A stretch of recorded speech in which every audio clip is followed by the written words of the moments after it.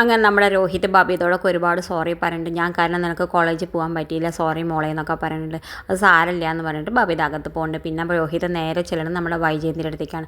വൈജയോടും കുറേ മാപ്പൊക്കെ പറയുന്നുണ്ട്. ആ സമയത്ത് വൈജയോട് പറയുന്നുണ്ട് രോഹിത്, അമ്മയ്ക്ക് അലീന ചേച്ചിയോടുള്ള ദേഷ്യമൊക്കെ ഒന്ന് മാറ്റിക്കൂടെ, എന്തിനാ അമ്മയ്ക്ക് ഇങ്ങനെ ദേഷ്യം എന്നൊക്കെ ചോദിക്കുന്നുണ്ട്. ആ സമയത്ത് നമ്മുടെ വൈജ പറയുന്നുണ്ട് അവളോടുള്ള ദേഷ്യം മാറണമെങ്കിൽ അവൾ ചത്ത് മണ്ണിൻ്റെ അടിയിൽ പോകണം എന്നൊക്കെ പറയുന്നുണ്ട്. എന്തായാലും രോഹിത് ഒന്നും പറയാതെ അകത്തേക്ക് പോകുന്നുണ്ട്. പിന്നെ കാണിക്കണത് നമ്മുടെ ബാലചന്ദ്രൻ അലീനോട് വന്ന് ഒരുപാട് നന്ദി പറയുന്നുണ്ട്.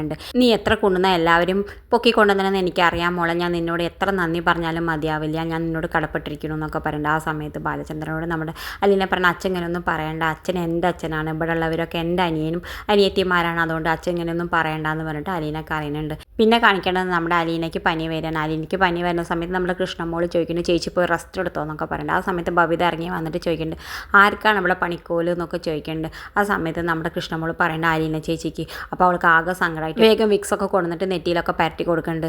എന്നിട്ട് ചേച്ചി അച്ഛനോട് പോയി പറയുന്നുണ്ട്, ബാലചന്ദ്രനോട് പറയുന്നുണ്ട് അച്ഛൻ വേഗം ഡോക്ടറെ വിളിക്കുക, അതോ ഞാൻ പോയി വിളിക്കണോ എന്നൊക്കെ പറയുന്നത്. ഇതൊക്കെ കാണുമ്പോൾ ബാലചന്ദ്രന് വിചാരിക്കുന്നുണ്ടോ ഇവൾക്ക് എല്ലാ ദേഷ്യവും നമ്മുടെ അലീനോട് മാറി എന്നൊക്കെ വിചാരിക്കും, ബബിത നല്ല കുട്ടിയായി എന്നൊക്കെ വിചാരിക്കുന്നുണ്ട്. എന്തായാലും നമ്മുടെ ബബിത അലീനോട് പറയുന്നുണ്ട് ചേച്ചി ഇനി ഒരു പണിയെടുക്കേണ്ട, ചേച്ചി അവിടെ റെസ്റ്റ് എടുക്കുന്നൊക്കെ പറഞ്ഞിട്ട് കടത്തി ഉറക്കിയിട്ട് പറയുന്നുണ്ട് ചേച്ചി ഒന്ന് കടന്നുറങ്ങിക്കോ എന്നൊക്കെ പറഞ്ഞിട്ട് നമ്മുടെ ബബിത ഉള്ളിലേക്ക് പോകേണ്ടത് കാണിച്ചുകൊണ്ടാണ് ഇന്നത്തെ പ്രൊമോ അവസാനിക്കേണ്ടത്. ഇതുപോലെ പ്രൊമോ വിശേഷങ്ങൾ നിങ്ങളുടെ മുന്നിൽ എളുപ്പത്തിലെത്താൻ ഈ ചാനൽ ഒന്ന് സബ്സ്ക്രൈബ് ചെയ്യാൻ മറക്കരുതേ.